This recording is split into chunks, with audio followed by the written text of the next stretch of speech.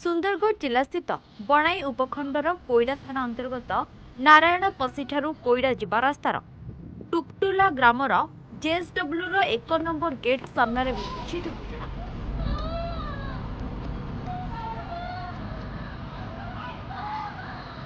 ଟୁକୁଟୁଲା ଗ୍ରାମର ବେଞ୍ଜାମିନ୍ ସୁରେନ ନାମକ ଜଣେ ବ୍ୟକ୍ତି କୋଇଡ଼ାରୁ କିଛି କାମ ସାରି ଚାଲି ଚାଲି ଘରକୁ ଫେରୁଥିବା ସମୟରେ ଅଜଣା ଗାଡ଼ିଟି ଦ୍ରୁତ ଗତିରେ ଆସି ଧକ୍କା ଦେଇଥିଲା। ସୁରେନ ତଳେ ପଡ଼ି ଛଟପଟ ହେଉଥିବାର ଦେଖି ଗ୍ରାମବାସୀ ସଙ୍ଗେ ସଙ୍ଗେ କୋଇଡ଼ା ପୋଲିସକୁ ଖବର ଦେଇଥିଲେ।